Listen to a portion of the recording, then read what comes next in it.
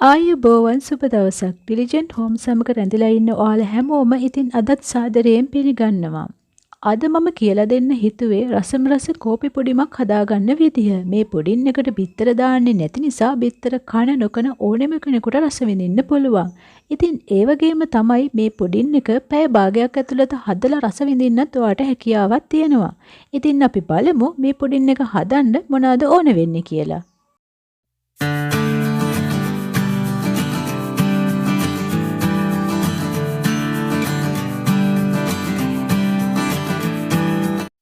Fresh milk millilitre 200කට කෝර්න්ෆ්ලවර් මේස හැඳි 2යි, කෝපි කුඩු මේස හැඳි 2යි, සීනි මේස හැඳි 2යි, බටර් හෝ මාගරින් මේස හැඳි 1යි. ඒ දේවල් නැත්තම් පොල් තෙල් උනත් කමක් නැහැ.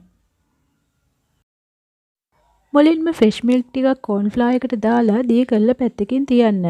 ඉතුරු ෆ්‍රෙෂ් මිල්ක් ටික ලිප තියන්න පුළුවන් භාජනයක් අරගෙන දාගන්න.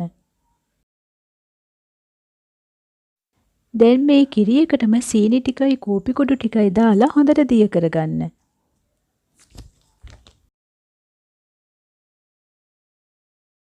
ඊළඟට කලින් දිය කරගත්ත කෝර්න්ෆ්ලවර් ටිකක් දාලා හොඳට මිශ්‍ර කරගන්න.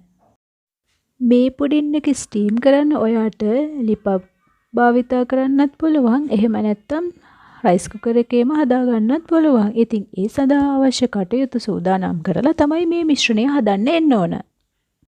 ඊළඟට ඔයාගේ බටර් හරි මාගරින් හරි මේස හැන්දත් මේ මිශ්‍රණයට දාලා හොඳට මිශ්‍ර කරගන්න. ඊට පස්සේ මේ වගේ පෙරණයක් ආධාරයෙන් ඔයා ස්ටීම් කරගන්න බලාපොරොත්තු වෙන භාජනයට හොඳට පෙරා ගන්න. එතකොට අපිට පුළුවන් දිය වෙලා නැති කෝර්න්ෆ්ලවර් කැටටි වගේ තියෙනවා නම් හොඳට දිය කරලා මිශ්‍රණය හදාගන්න.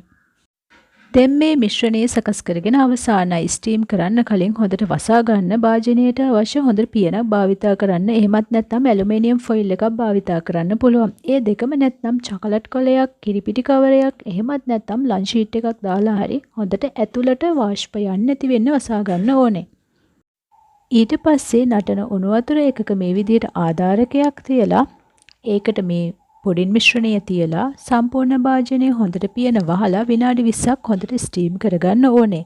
විනාඩි 20කට පස්සේ භාජනය ඉවතට අරගෙන නිමෙන්න තියලා ශීතකරණයේ දාගන්නත් පුළුවන්. ඉතින් මේ තියෙන්නේ විනාඩි 20ක් ස්ටීම් කරගත්ත මගේ කෝපි පුඩින් එක.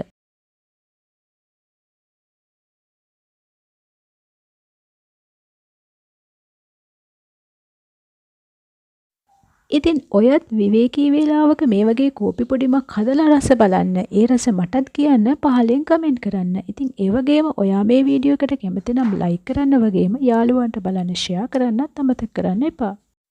තවත් රසම රස අලුත් වීඩියෝ එකකින් හමු වෙනතුරු ගිහින් එන්නම්. සුබ දවසක්.